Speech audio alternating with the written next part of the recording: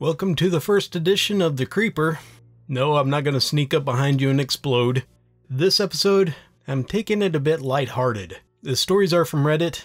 I found it under Ask Reddit. What is your creepiest true story? I found 3 of them. There was a lot of creepy ones on there. These were creepy too, but they ended up having a twist to it that made it lighthearted. So I'm going to go ahead and share these. Hope you guys enjoy it. Without further ado, here we go.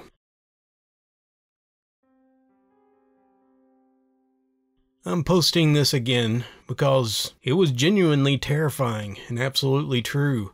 Many years ago, I lived in a big old 3-story house. It had a room on the middle level that I converted into an office.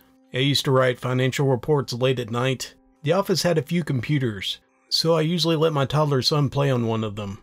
He usually played on it right up till I finished work around 9 p.m. By then, he'd fallen asleep, so I'd switch off his monitor, scoop him up, and I'd take him to bed. I flicked off the lights when I left, and for a couple of hours, I relaxed in the living room watching TV with my wife. She went to bed around 11 p.m., and at midnight, I decided to do the same. I realized that I left the window open in the office, so I went in there to close it. The house was silent. The room was pitch dark. It was ice cold in there when I walked in. Colder than it should have been, especially for this time of year. Even with the window open, I paused for a moment in the middle of the room. Then this happened. There was a knocking. By now, I'm already feeling on edge. Then something happened that chilled me to the core.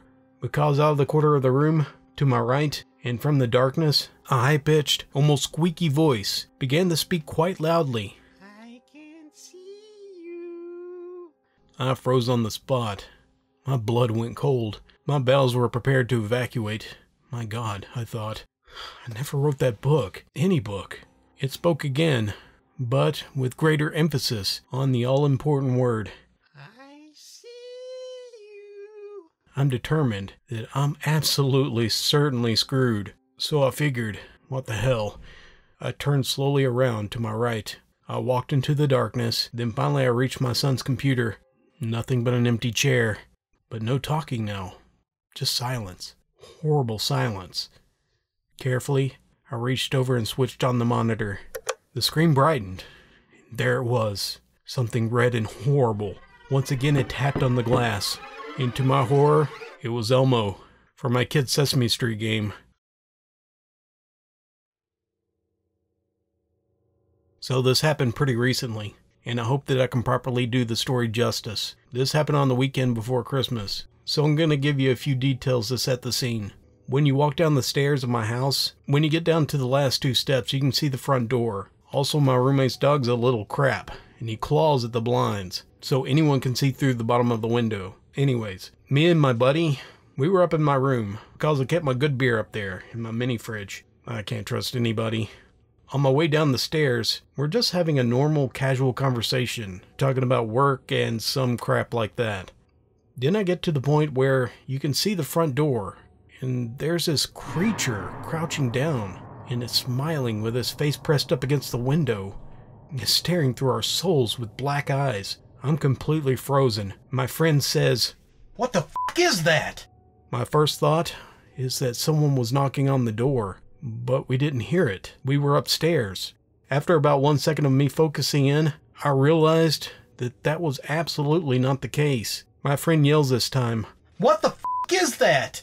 And he bolts back upstairs, leaving me to face this thing on my own. I see that creature is a female. It scared me to death, because I'm expecting her to be as scared as me and try to run away, but she's just smiling, showing about 2 teeth, and seemed overly pleased to see that she was giving me the creeps. I didn't know if my door was locked. I didn't know if she was going to try to come in, or do some kind of witchcraft on us. I really didn't know how to move anymore. I just tried to evaluate what move I should do next, because I was sure if I went back upstairs, that was not the correct choice. Then she started to speak, but I couldn't understand what the hell she was saying. Then she pointed in my house. Then I realized what she was pointing at. She was pointing at my Christmas lights. See, I host this huge Christmas party every year, and I'll go all out on the decorations. And this year, we turned the refrigerator into an 8-foot tall snowman. This is what she was coming to see. Once I realized this, I started to laugh quite uncontrollably. Still scared and confused,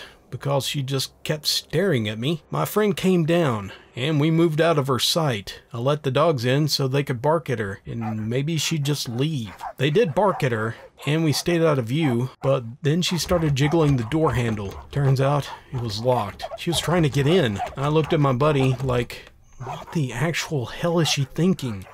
So I ran over there and pushed the dogs back, and I decided to take the plunge and go outside. It was a 4'5" homeless woman. She truly looked like a troll. Literally. Just 2 teeth and very dark eyes. But she turned out to be nice. I decided to chit-chat with her for a while, and then tell her that we were leaving. This strategy worked. The worst part is when I told my friends about it, I had 3 of them crouched down in that scary position, just staring at me as I come downstairs. I can't trust anybody.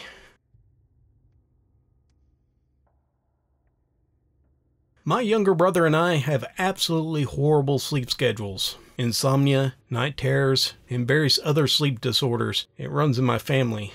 Sometimes when we're spending time together, and we find ourselves in the wee hours in the morning, unable to sleep, we go for walks.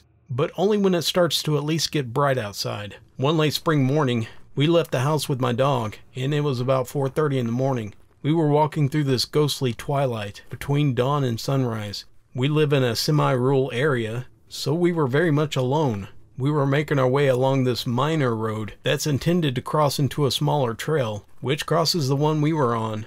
When we reached the entrance of the trail, we began to cross the roads toward it, in such a way that the light was glowing, and you can see directly down it for about 100 meters.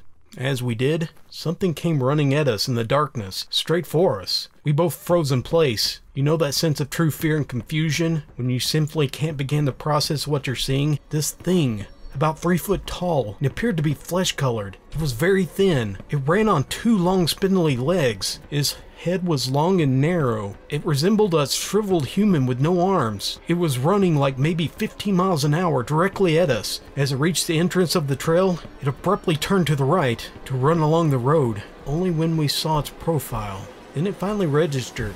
It was a fawn-colored greyhound. It must have escaped from wherever it lived overnight, because it had been running straight at us. And it was so slim, the back end hadn't been visible. We could only see this vaguely shaped human form until it turned. Try to visualize that yourself when you look at this guy.